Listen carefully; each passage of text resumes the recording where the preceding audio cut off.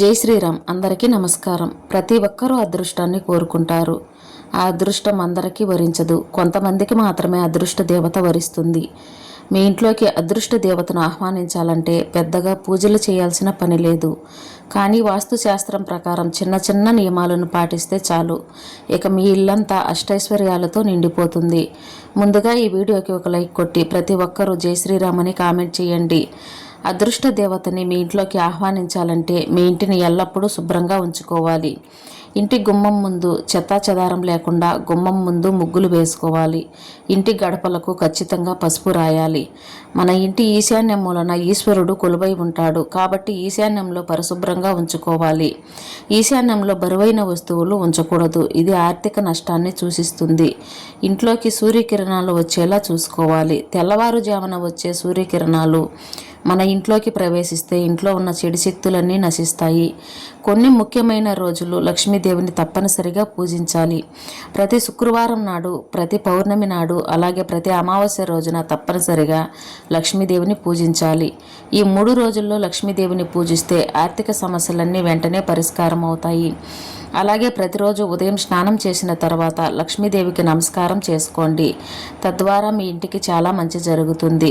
మహాలక్ష్మి బీజమంత్రానికి చాలా శక్తి ఉంటుంది కాబట్టి విపరీతమైన డబ్బు సమస్యలతో బాధపడేవారు ఓం శ్రీం హ్రీం శ్రీం ఈ బీజమంత్రాన్ని ఎక్కువగా చదవండి. ఆర్థిక సమస్యలన్నీ వెంటనే తీరిపోతాయి. గోమాతను పూజించిన వారికి 1,000,000 జన్మల పుణ్య ఫలితం లభిస్తుంది. కాబట్టి గోవుకు పచ్చగడ్డి తినిపిస్తే 3,000,000 దేవతల ఆశీర్వాదం వెంటనే లభిస్తుంది. ఇక రాత్రి సమయంలో ఎట్టి పరిస్థితుల్లోనూ ఆడపిల్లలు తలస్నానం చేయకూడదు. అలాగే రాత్రి సమయంలో ఇంటిని శుభ్రం చేయకూడదు. అది ఆర్థిక నష్టాన్ని సూచిస్తుంది. మన హిందూ ధర్మంలో దైవ మంత్రాలకు చాలా శక్తి ఉంటుంది. అయితే అత్యంత శక్తివంతమైన మంత్రాలలో కనకదార స్తోత్రం ఒకటి. ప్రతి శుక్రవారం కనకదార స్తోత్రాన్ని చదివితే విపరీతమైన సంపద మీ కుటుంబానికి కలుగుతుంది.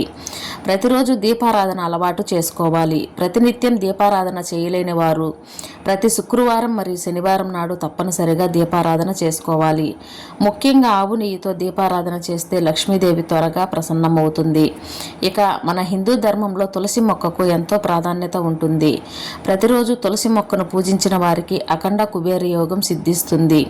అదేవిధంగా ప్రతిరోజు సాయంత్ర సమయంలో తులసి కోటలో నెయ్యి దీపం వెలిగిస్తే లక్ష్మీదేవి మీ ఇంట్లో తిష్ట వేసుకుని కూర్చుంటుంది. మీ ఇంటికి సకల శుభాలు చేకూరుతాయి. వాస్తుశాస్త్రం ప్రకారం పూజ గది చాలా పవిత్రమైనది. పూజ గదిలో దేవతలు కొలువై ఉంటారు కాబట్టి మన పూజ గదిని చీకటిగా ఉంచకూడదు. రాత్రి సమయంలో కూడా పూజ గది చీకటిగా ఉండకూడదు. కాబట్టి మీ పూజ గదిలో తప్పనిసరిగా ఒక చిన్న బల్బును ఏర్పాటు చేసుకోండి. ఇక మన ఇంట్లో ఎట్టి పరిస్థితుల్లోనూ పాత వస్తువులు ఉండకూడదు. మీ ఇంట్లో పాత వస్తువులు ఉంటే వెంటనే తీసి బయట పడేయండి. లేదంటే మీ ఇంటికి వాస్తు దోషాలు ఏర్పడతాయి. ముఖ్యంగా పాత న్యూస్ పేపర్లు, పాత బిల్లులు, పాత వస్తువులు ఏవైనా సరే వెంటనే తీసేయండి. ప్రతిరోజు గోధులి సమయంలో అంటే సాయంత్రం 6 దాటిన తర్వాత ఇంటి ప్రధాన తలుపులు అలాగే కిటికీలను తెరిచి పూజ గదిలో దీపం వెలిగించి లక్ష్మీదేవికి నమస్కారం చేసుకుంటే మీ ఇంట్లోకి వెంటనే లక్ష్మీదేవి అడుగు పెడుతుంది. ప్రతిరోజు సాయంత్రం సమయంలో లక్ష్మీదేవి భూమిపైన తిరుగుతూ ఉంటుంది. కాబట్టి సాయంత్ర సమయంలో దీపం వెలిగిస్తే సంపూర్ణ లక్ష్మీ కటాక్షం సిద్ధిస్తుంది. మన ఇంట్లో ఉండే బీరువాను లక్ష్మీ స్వరూపంగా భావించాలి. ఉత్తర దిశలో కుబేరుడు నివసిస్తాడు కాబట్టి డబ్బులు భద్రపరిచే బీరువాను ఉత్తర దిశలో పెట్టుకోవాలి.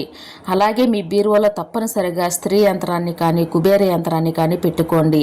ఇక మీ ఇంటికి పుష్కలంగా డబ్బు చేరుతుంది. అష్టనిధులు కుబేరుడు అధిపతి కాబట్టి మీ పూజ గదిలో కుబేర యంత్రాన్ని పెట్టుకుంటే కుబేరుని ఆశీర్వాదంతో మీ ఇల్లంతా ధనంతో నిండిపోతుంది.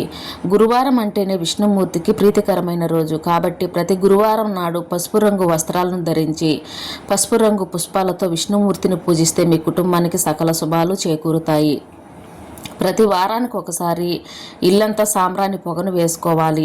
ఇల్లంతా ధూపం వేసుకుంటే ఇంట్లో ఉన్న నెగిటివ్ ఎనర్జీ మొత్తం తొలగిపోయి మీ ఇంట్లోకి పాజిటివ్ ఎనర్జీ ప్రవేశిస్తుంది. మన హిందూ ధర్మంలో శంఖానికి చాలా ప్రాధాన్యత ఉంటుంది. సముద్రంలో లభించే శంఖాలను లక్ష్మీదేవి సోదరులుగా భావిస్తారు కాబట్టి మీ పూజ గదిలో ఒక చిన్న శంఖాన్ని పెట్టుకోండి. మీ ఇంట్లో లక్ష్మీదేవి స్థిర నివాసం ఉంటుంది. ఇక ఆడపిల్లలు తప్పనిసరిగా కాళ్లకు వెండి గజ్జెలు పట్టీలు పెట్టుకోవాలి. పట్టీలు పెట్టుకుని ఇల్లంతా తిరుగుతూ ఉంటే ఇంట్లో వృధా ఖర్చులు ఏర్పడకుండా మీ ఇంటి ఆదాయం పెరుగుతుంది. ఇక ఆహారాన్ని వృధా చేయకూడదు. అన్నపూర్ణాదేవి స్వరూపంగా భావించే ఆహారం వృధా చేయకూడదు, లేదంటే ధనాన్ని కొరత ఏర్పడుతుంది. మన వంటగదిలో అన్నపూర్ణాదేవి నివసిస్తుంది కాబట్టి వంటగదిని శుభ్రంగా ఉంచుకోవాలి. తులసి మొక్కను, రావి చెట్టును, అలాగే వేప చెట్టును ఎక్కువగా పూజించాలి. ఈ దేవతా వృక్షాలను పూజిస్తే మీ కుటుంబంలో ఎలాంటి సమస్యలు ఏర్పడకుండా మీ కుటుంబం అంతా ఆయురారోగ్యాలతో సుఖ సంతోషాలతో జీవిస్తారు. ఇక వివాహమైన ఆడవారు ప్రతిరోజు కుంకుమ బొట్టు పెట్టుకోవాలి. ఇది మీ భర్త ఆయుస్సును పెంచుతుంది. లక్ష్మీ స్వరూపమైన చీపురును, అలాగే ఇంటి గడపలను పొరపాటును కూడా కాలితో తొక్కకూడదు. దీనివల్ల లక్ష్మీదేవికి కోపం వస్తుంది. మీకు జీతం రాగానే ఆ డబ్బుతో ముందుగానే రాళ్ల ఉప్పును కొనండి. ధనపరంగా బాగా కలిసి వస్తుంది. ఇక వృధా ఖర్చులు తగ్గించుకోవాలి. పొదుపు చేయటం అలవాటు చేసుకోవాలి. డబ్బును వృధాగా ఖర్చు చేస్తే మీ ఇంట్లో ఉన్న లక్ష్మీదేవి బయటికి వెళ్ళిపోతుంది. పెద్దలను గౌరవించాలి. తల్లిదండ్రులను, వృద్ధులను, అలాగే గురువులను గౌరవించాలి.